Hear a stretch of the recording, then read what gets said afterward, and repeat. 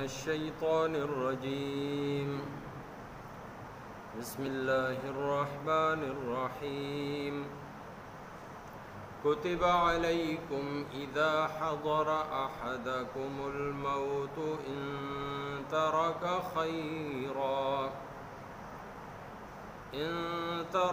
خيرا الوصية للوالدين والأقربين بالمعروف حقا على المتقين صدق الله مولانا العظيم. کتبہ فرض کړی شوی دی علیکم پتا سبان دے اذا حضر ہر کله چې راشي احدکم چاہتا پتا سو کے الموت مرگ ان ترک خیرا کچری آغا پریک دی مال الوصیت نو وصیت دی کئی للوالدین د پلار او مور د پارا والاقربین او د خپلو خپلوانو د پارا بالمعروف په ښه طریقې سره حقا لازم شو علی المتقین په پرهیزګارو باندې. سورہ بقرہ 180 نمبر آیت تے برانی آیتونو کې د قصاص حکم و، یعنی هغه کس چې قتل شو دا هغه بدل ریاست یا عدالت بخپل قانون سره واخلی اوس هغه سره تړلې بل مسله ده او هغه دا د مقتول چې کم مال پاتې شي دا غي بس کیږي یا یو کس د دنیا نه روان دی مرګ چې کم حالات دي کیفیات دي هغه ورته ښکارا شو نو دیبا په دې حال کې سکی د هغې باره کې حکم په دې آیت کریمه کې دی څنګه چې بره وویلی شو چې قصاص فرض دی په تاسو باندې دغه شانتې دلته وویلی شو چې وصیت کول دا فرض دی په تاسو باندې. وصیت څه ته وایي؟ هر هغه کار چې د کم د کولو حکم وي خوا دا حکم په ژوند کې یا د مرګ نه پس خو عام طور باندې د خلکو په جبه کې وصیت هم هغه کار کولو ته ویل شي چې د کم حکم د مرګ نه پس حالانکه وصیت دوړ ته ویل شي خو چونکه عوامو کې مشهور دادا چې وصیت دا د مړی د طرفه دی او دا په هغه خلکو باندې با علی نافذ کیږي چې اکس د دنیا نه لاړ.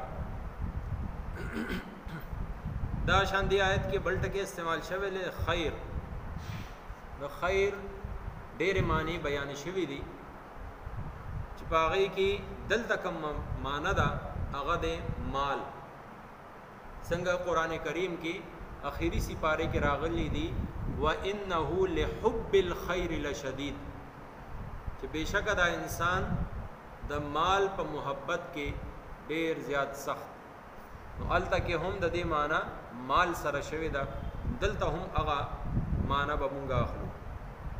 بیا په دې آیت کې یو بل ټکی دی معروف دستور کم معروفه طریقه دا هغه ته هم ویل شي د دستور مطابق ورته هم ویل شو او خو طریقه ورته هم ویل شو.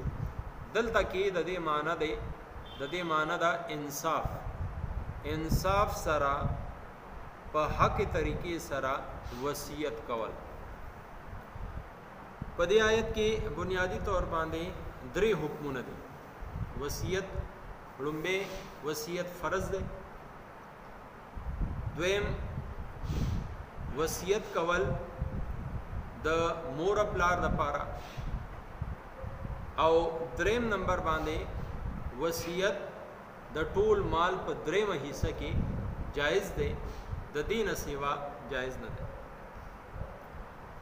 نړمای چې کوم خبره ده الله تعالی وی چې کلا تاسو کې چاته د مرګ آثار ښکار شي، دا سه کیفیت ده چې انسان په خپل ځان باندې پوه شي چې اوس زما وخت نږدې دی. اگر چې د وصیت حکم د هر چا د پاره دی، مثلا چا باندې د چا حق دی، قرض دی، یا د باندې زکات پاتې دی، یا مزونه ورته پاتې دي، یا حج په فرض وو د نه دی کړي، د دې ټولو سيزونو وصیت هر وخت تیار پکار چې انسان سره هر وخت د دې تیارې د ځان سره لیکلي چې ما باندې دا حقوق دي د فلان کی فلان کی، دا الله رب العزت حقوق چې ما ته پاتې دي، زه خطا نروست او صحیح سلامت وم، حج مې نه کړي، ما باندې حج فرض شوی، نو که چېرې زه وفات شوم نو زما په ځای زما نفس زما ورثه کې دی څوک زما په ځای حج بدل وکړي، دا شان د دوره کالو د دوره مال زما زکات پاتې دی، یا دومره مزونه ما ته پاتې دی. د دې وصیت دا چې انسان هر وخت ځان سره لیکلی. دین علاوه دا چې کوم وصیت دی چې وصیت په آخري وخت کې فرض دی، نو دا فرضیت اوس نشته، بلکې مفسرین لیکي چې اوس داسې وصیت کول د چا د پاره دا مستحب دی، که اوی کن د ثواب کار دی، خیګړه د چا سره کوئی نه کن څه ګناه پین نشته. چې د کم وصیت حکم په دې آیت کې دی دا غي خبره کو چې رست چا حق دی پی دا غي وصیت دا ضروری ده، واجب ده. نو دې کې لومبه چې دا ارشاد او فرمایلی شو چې تاسو باندې فرض کړی شي، دا فرضیت اوس استحباب تلا. دویمه خبره دی کې دا بیان شوی دا چې وصیت د مور پلار د پاره او د رشتہ دارانو د پاره وکي. اصل کې عربو کې دا یو رواج وو یا دا یو بد خوی او خصلت وو چې هغه دا غي کې یو کس په وفات شو، دا غ ټول مال به زامن خپل کې تقسیم کړ، مور پلار به دا غي محروم، دا شان نور قریبی رشتہ داران به محروم. نو د دې آیت مقصد هم دغه دی چې اے مسلمانانو کله چې تاسو کې چا باندې د اخیری وخت هغه حالات را روان شي، نو هغه له پکار دی چې هغه دی د مور پلار د پاره هم وصیت وکړي، ولې چې دی اکثر محرومي او دا شانتي داسې رشتہ داران چې هغه نږدې دي یا حاجتمند دي او هغه ته ضرورت ده، نو دا هغه د پاره دی هم وکړي شي. لکه مثال په تور باندې یو کس دی او داغه د زوی یا لور دی، خو هغه زوی داغه په ژوند کې وفات شوی دی، نو ظاهره ده اوس چې دا مشر وفات کیږي د داغه میراث په زامنو کې او لونو کې تقسیمیږي او خزل بایسي، هغه نوسه او نوسه ته نه ملاويږي. ولې چې دا یو قانون دی چې کم نږدې رشتہ دار دی داغه موجودګۍ کې لری رشتہ دار هغه ته نه محروم کیږي. نو بیا د دې نکد لپاره بهتر دادا چې د دې وصیت وکړي چې زما د دې جایداد نه یا د دې مال نه دومره حصہ زما د نوسی لپاره یا د نوسی لپاره دې دا وصیت وکړي. دا سي وصیت کول جایز دي او بلکې دا هغه سره خېګړه ده. دریم نمبر باندې دا وصیت څومره مال کې کېدای شي. یو کس مثلا 3 لک روپۍ پرې خو دي، د دې 3 لکو درېمې حصے کې دې وصیت کول شي. یعنی 1 लाख روپے دې چې نو وصیت کې چا پسې لیکل شي. خدا وصیت صرف هغه کس ته پاره دې کول شي چې کم تا د وراثت کې سن ملاوي. دې زامنو پسې دا نشي کوله، مور پلار پسې دا وصیت نشي کوله، یا داسې یو رشتہ دار چې هغه د وارث دی کار څوک دی نو هغه وارث ته پاره دا چې کوم وصیت دی دا دې نشي کوله. ها یو صورت دی چې د هغه په ژوند کې نو ټول وارثان هغه رضای نو دې چاله اضافي هم ورکول شي یا وصیت کول شي. او تر څو چې دې ژوند دی نو دې خپل وصیت کې بدلون هم کول شي، هغه نه هغه هر څه واپس هم اغستې شي، هغه کې کمې هم کول شي او د درې میسه پورې اضافه هم کول شي. نو دا د وصیت باره کې یو څو خبرې دي. الله رب العزت ارشاد فرمای بالمعروف، په انصاف سره ودا کار کو. دې کې داسې وصیتونه کوي چې دا غي د وجه بل کس محروم شي، بل کس بل رشتہ دار محروم کولو د پاره هرگز غره سو وصیتونه کوي. یا مثلا نبی علیہ الصلوۃ والسلام په خدمت کې یو صحابي رااله، یا رسول الله ما خپل فلان کې چې کوم جایداد ده، کور ده یا ځمکه ده یا باغ ده، هغه ما خپل فلان کې زوی په سیو لیکل، تاسو دې گواه شئ. نبی علیہ الصلوۃ والسلام تاسو کو آیتا نورو زامن او لونو له هم دغه شانتي جایداد کی حصہ ورکړه. ناغه یا رسول الله ما خو غیله نه ورکړي، خو چونکه دا زوی زما ډیر زیات وخت فرما بردار مې دي نو دته ز زیات ورکول غواړم. نو نبی علیہ الصلوۃ والسلام ارشاد فرمایل چې ز د ظلم په یو کار باندې گواہی نشم ورکول. نو ځکه د مرګ نه پس خو حصے هم هغه شانتي به تقسیمیږي چې څنګه قران کریم کې راغلي دي. ان شاء الله سلورم سپاره کې بوایو.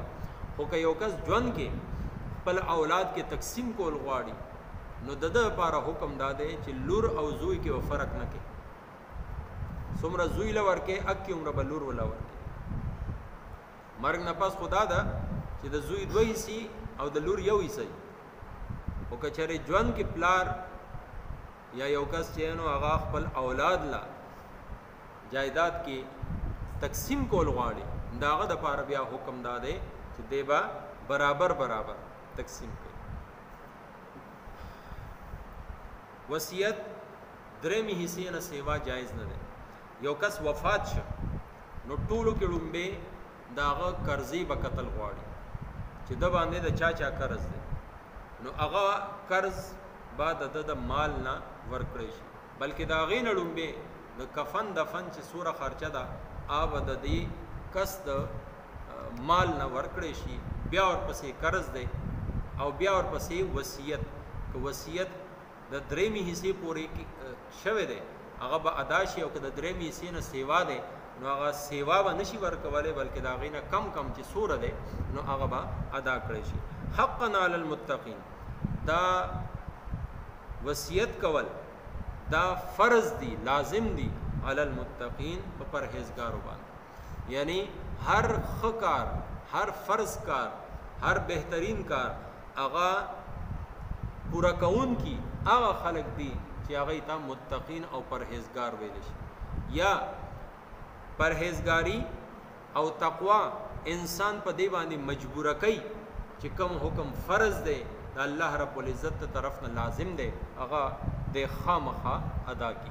الله تعالی دې مال او تاسو او ټول مؤمنانو له په قرآن او سنت باندې عمل کولو توفیق راکړي. کتب علیکم، فرض کړی شوی دی پتا سو، اذا حضر، هر کله چې راشي، احدکم الموت، تاسو کې چاته مرګ، ان ترک خیرا، کچری هغه پریږدي مال، الوصیت، नु वसीयत दी कई लिलवालिदैनि द प्लार औ द मोर द पारा वल अक़रबीना औ द खपलवानु द पारा बिलमारूफ़ी प इंसाफ सरा हक़्क़न लाजिम शो अलल मुत्तक़ीन प परहेज़गारों बांधे वमा तौफ़ीक़ी इल्ला बिल्लाह। अल्हम्दुलिल्लाहि रब्बिल आलमीन अस्सलातु वस्सलामु अला सय्यिदिल अंबिया वल मुरसलीन। अल्लाहुम्मा अस्tur औरातिना व आमिन रवातिना अल्लाहुम्मा हासिबना हिसाबन यसीरा अल्लाहुम्मा अक्फिना बिहलालिका अन हरामिका व अगनिना बिफज़लिका अम्मन सिवाक फल्लाहु खैरुन हाफ़िज़ुहा व हुवा अरहमुर राहिमीन बिरहमतिका।